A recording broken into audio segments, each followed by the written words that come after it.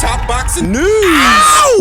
Okay, we'll start with this. An update on a story we talked about here on the channel. We now know more about who it is that Sigolene Lefebvre is going to be facing for that vacant WBO title. The vacant WBO title that used to belong to Dina Thorsland up until recently when Dina moved down in weight to bantamweight. She's going to be facing Paulette Valenzuela of Mexico. And looking at this opponent, I'm getting the impression that Sigolene is going to have to work for it. She's going to have to work for this WBO title because Paulette is in a very similar place in her career to Sigolene. The both of them have 14 professional fights apiece. Sigolene sports a professional record of 14 wins, no losses, no draws, with 1 knockout, whereas Paulette, she sports a professional record of 13 wins, 1 loss. So she's never been stopped. She's racked up 4 professional knockouts, and she's not an old fighter, not an inactive fighter. The only real drawback I see for Paulette Valenzuela is that she's seldom ever fought at a full 122 pounds, at the limit, super bantamweight. You know, I don't get the sense that she's a pushover. She gave unbeaten Melissa Esquivel her first professional loss in 2019. 2020, she was in there with the very experienced Estrella Valverde. And she's already fought 3 times this year. The fight with Sigolene will be her 4th fight in the year of 2021, the year of 2021, where Sigolene Lefebvre has fought but once, just once. Fighters at this stage in their careers, fighters like Sigolene, fighters like Paulette, they need to fight, and they need to fight often. The more they fight, the sharper they become. And it just so happens that Paulette has already fought 3 times this year, whereas Sigolene, she's only fought once. This girl don't look like no pushover. Fight's supposed to be going down in November on the 21st, and I'm going to give Paulette Valenzuela a closer look, because from the looks of her, it don't look like she's nobody's patsy, nobody's pushover. It's like Sigolene's going to have to work to get that belt. Lefebvre versus Valenzuela, that's set to go down next month, late next month. This month, towards the end of it, on October 23rd, Gabriela Fundora. You were just talking about active fighters. And how important it is for young fighters to make their bones and stay active. Professional boxers tend to fight more often, much more often, in the early goings of their careers, and Gabriela Fundora is a prime example of that. She debuted this year, and she's already fought 4 times. This is going to be her 5th professional fight. I vaguely recall a story about Gabriela fighting for some version of a WBA title, but that was before shit hit the fan with the WBA, and they were forced to consolidate their world titles in several weight classes. Thus, I think that that's a no-go for Gabriela. It wasn't the full version of the WBA title she was going to be fighting for. It was a lesser version of the title, intercontinental, interstellar, interpersonal. Intestinal. Gabriela Fundora, the younger sister of Sebastian Fundora, you might be familiar with that name, the towering inferno that towers over almost everyone in the junior middleweight division. He's got a younger sister. She's 19 years old. She's 4-0, debuted as a professional this year, and is looking very promising. Moreover, she's very active. This is going to be her 5th fight this year. She's going to be in action south of the border later on this month. Don't know who against. I can only guess that it'll be against some journeywoman kind of opponent in what is a developmental fight for Gabriela. In other news, the Beterbiev versus Browne light heavyweight title fight has been made official. It's set to go down on Friday, December 17th in Montreal, Canada. For those of you that are not aware, yes, Artur Beterbiev is a Russian-born fighter, but he's Canadian-based. On the undercard of that fight, you're going to be seeing Kim Clavel, who fights under the Yvonne Michel Gym Promotions banner. That's going to be the Yesenia Gomez fight we talked about in my previous video. You're also going to see Kim's stablemate, former IBF junior middleweight champion Marie-Eve Dicaire. She was supposed to be fighting Patricia Bergoult on the undercard of Rivas versus Jennings 2, the inaugural Bridgerweight title fight. That was supposed to go down months ago in the summer, in June. And, you know, it didn't happen. We know the fight got pushed back, got postponed. Then eventually, Bryant Jennings, he walked away from the goddamn fight altogether. Oscar's going to be fighting somebody else for that inaugural Bridgerweight title. Rositsky. And that's going down later on this month on the 22nd, whereas Kim Clavel, Marie-Eve Dicaire, they're going to be in action in December towards the end of this year on the undercard of Beterbiev versus Browne. I don't know who Marie-Eve Dicaire is going to be fighting. She still hasn't rebounded off that loss to Clarissa Shields in what was the undisputed junior middleweight title fight, though I wouldn't be surprised if a world title is on the line in her next fight, because it looks to be a 10-rounder. And I don't know that the alphabet organizations are going to let Clarissa hang on to all those belts. Belts at junior middleweight, belts at middleweight. We'll see. We'll see what develops. As far as Beterbiev versus Browne, no complaints from me. It's about as decent a fight as you could get in the light heavyweight division at this point. And Marcus Browne, he is Artur Beterbiev's mandatory challenger. He has to fight him unless Artur can find somebody to unify with. Marcus, he brings speed, athleticism, agility, and youth to the table, whereas Artur, he brings pressure and punching power. Both guys, they come from solid amateur backgrounds. Both guys got good amateur pedigrees. Because Marcus is the younger guy with the fresher set of legs, fresher set of reflexes, the question here is, can he box his way to a decision and offset the aggression and punching power of Artur Beterbiev, who's got a 100% KO percentage? Something like that. I say box his way to a decision because it doesn't behoove Marcus Browne to try to take it to Artur Beterbiev. That wouldn't be wise. Trading blows, getting into exchanges with this very big puncher that doesn't need a whole lot of room or a whole lot of real estate to generate devastating power. He can generate devastating power off of short punches, mid-range to inside. Thus, Marcus might opt to box from the outside. and because he's a southpaw, he can move to his right, staying on the outside of Artur Beterbiev's left to help offset some of those shots, offset that aggression. I mean, at minimum, it'll buy him some time, because if he tries to engage with Artur, He's gonna get himself knocked the fuck out. Artur Beterbiev, reigning unified light heavyweight champion Artur Beterbiev, he's 36 years old now. He'll be 37 in January, the month after the Browne fight. He might as well be 37 the night of the fight. And that's Browne's best bet. Make the old guy feel like an old guy by forcing him to use those 36, 37-year-old legs to try to catch up to him. I don't really like Browne's chances in this thing, I don't, because Browne don't take the best punch, and it ain't gonna take a heck of a lot from Artur to put him down. Lesser men already have. Lesser punchers, I should say. But Marcus doesn't have much of a choice here. He's just the latest PBC fighter that has been drawn out.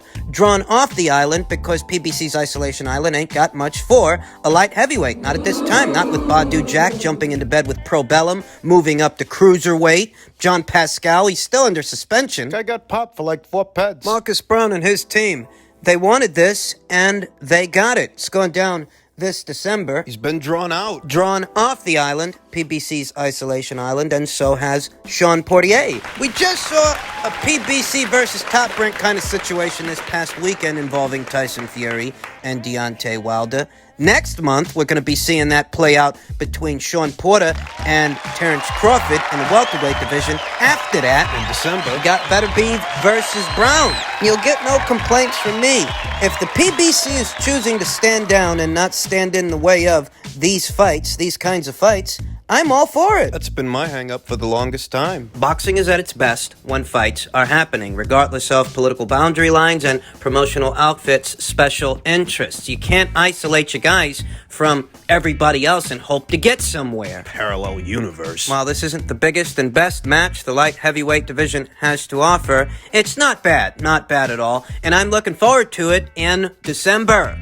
In heavyweight news, it's getting wild. Deontay Wilder wants Anthony Joshua bout next year with May 2022 return eyed and refuses to retire after Tyson Fury lost. Deontay Wilder will not retire after his grueling loss to Tyson Fury, with the motivation to return by May 2022. The likes of Anthony Joshua are among the targets next year, no matter the result of AJ's match with Alexander Usyk. Deontay Wilder stands defiant in front of his critics. He won't retire, but the whole reason that a lot of people thought that he might is because before the fight, he said he felt retirement inching closer. So on the heels of a defeat like the one that he just suffered, a lot of people jumped to the conclusion that, yeah, on that, he might call it a career. Apparently not. Finkel told Sun Sport, "My gut says the big fights. It's not on the drawing board now, but he would love to get Fury back again. But again, it's early and we have to get through Usyk and Joshua and see a couple of other possibilities." Anthony Joshua and Alexander Usyk are supposed to be fighting early next year. And if Anthony Joshua can get those belts back, I don't think he's going to fight Wilder. I think he's going to push to fight Fury. Unify all the belts. Shoot for undisputed. Joshua versus Wilder next year. It doesn't seem realistic.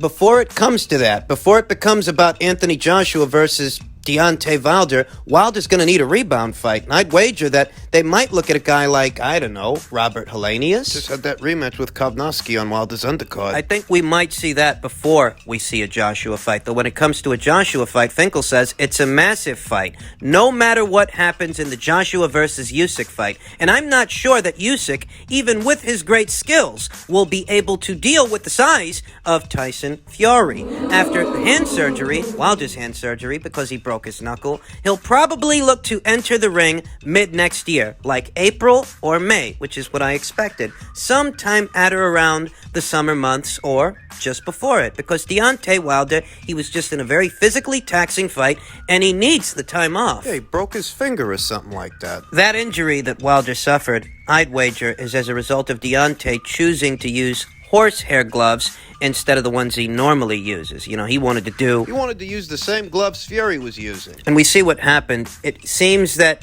Team Wilder still have big plans for their pony in this heavyweight show, though I still question the mental state and physical state of Deontay Wilder as a fighter who's not getting any younger, and he just suffered 2 back-to-back beatings to the same guy. Wilder's not a technician. He's not a finesse fighter. Or has he ever been? He's a puncher, through and through. That's what he is.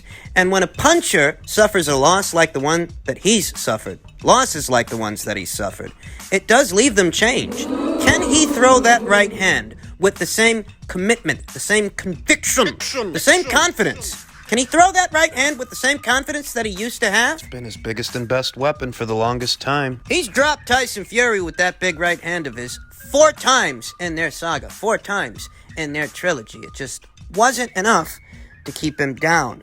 Moving forward, is he in the kind of headspace to where he can accept that and move on, to where he can tell himself, maybe Tyson Fury got up from those shots, and maybe Tyson Fury is just better than I'm giving him credit for? Maybe he didn't cheat. Maybe he's just that good a fighter. Maybe he can take that right hand. But these other guys, they can't. There are still fights out there I can win. Big ones. Can Deontay make peace with the trilogy and everything that's happened, or will his ego once again get in his own way? You know, there's a lot of people that like his chances against Anthony Joshua now. Different people are interpreting this past Saturday's fight in different ways. There's some people that feel that Deontay Wilder was ready to die in that ring on Saturday, and you know what? Maybe he was. Some people like what they saw from him. Myself, I saw a fighter who, the moment he was touched, he looked like a deer in the headlights. Any little nothing jab that Tyson Fury hit this guy with. He looked frazzled. I'm not talking about the heavier shots that Tyson Fury threw, the ones that floored Deontay Wilder. I'm talking about what led up to those shots, that step jab of his. Deontay Wilder, I didn't like the look of him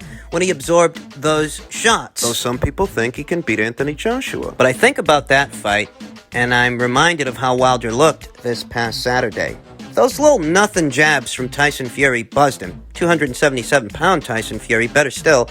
If those jabs, just those jabs, were enough to buzz Deontay Wilder, frazzle him, I can only imagine what a big right hand might do to him. The guy's gas tank was depleted after 3 rounds. Just 3 rounds, and he was breathing with his mouth open. His defense, it still ain't the best. I'm not being presumptuous. I'm not going to be. I think that Deontay Wilder packs enough punch that he could very well knock out Anthony Joshua. It's one of those situations to where it boils down to who lands and who lands first. Wilder, he's a little faster than Anthony Joshua, though nowhere near as defensively responsible, and this might sound strange, but I think that Deontay Wilder has an even worse gas tank than Anthony Joshua does, because I reiterate, after 3 rounds, the man was breathing with his mouth open. Wasn't even protecting himself after a while. There's also the psychology of the fighter to consider. How do we know that Deontay Wilder can really rebuild himself after having suffered 2 back-to-back beatings to the same guy? Might leave a splinter in his mind that hampers his confidence in his right hand, his power. Moving forward, can he throw the right hand with the same conviction, with the same commitment that he used to after he's been beaten by Tyson Fury 2 times? It's way too soon to talk about a Joshua fight. That being said, I won't write off either man. I think Wilder packs enough punch to knock out Anthony Joshua, but I also think Anthony Joshua packs enough punch to knock out Deontay Wilder. For more reasons than one. Deontay was always a flawed boxer, for as long as I can remember. Though it's not his drawbacks as a boxer that may hinder him the most moving forward, it's his mental fragility It's weakness. It's ironic is what it is. The mental fortitude of Anthony Joshua seems like it's always in question when Anthony Joshua has shown that he can rise, do it. and he can fall, and he can rise again, and handle it like a consummate professional, like a champion, inside and outside of the ring. Yet there are more questions about his mental fortitude than Deontay Wilder's. Deontay Wilder, who had to make up this elaborate conspiracy in order to cope with the loss that he brought on himself. And maybe that's why it's so hard for him to deal with. Because it was pride that led him to Tyson Fury. He had too much pride to be the B-side in an Anthony Joshua fight. He would not submit. He would not acquiesce. Instead, he turned to Tyson Fury as a launch pad, a platform. I thought he could use him as a stepping stone. And instead, he got stepped on. A lot was made of Deontay Wilder's lack of sportsmanship after the fight. In truth, it's his prerogative. If he wants to be a sore loser and suck on his sour grapes, he can do that. I only highlight this because it accents a problem for him moving forward. If he can't get over that... How does he rebuild? And Saturday night's heavyweight title fight was a spectacle, a spectacular one. It was. But I reiterate, it's the kind of fight that shaves years off of a career. And it's not the only fight of its kind. Not for Deontay Wilder. He suffered a beating just like this one last year. The only difference is Mark Breland wasn't there to save him this time. He said he wanted to go out on his shield. That's what he did. Anthony Joshua lost a points decision to Alexander Usyk for implementing the wrong game plan. That pales in comparison to what Deontay Wilder suffered this past Saturday. Like, yeah, they're both on the rebound. Both guys have suffered 2 career losses apiece. They both have, but Deontay Wilder, the rebuilding process for Deontay, it's going to be a little bit more difficult for him than it will be for Anthony. So before we go talking about a potential Deontay Wilder versus Anthony Joshua fight, there's a couple of things that need to happen first. Both of those guys need to rebound. And Shelly Finkel knows that. So maybe Deontay Wilder does return in April or May of next year. Maybe we see him against a Hellenius before we see him in there against an Anthony Joshua, somebody like that.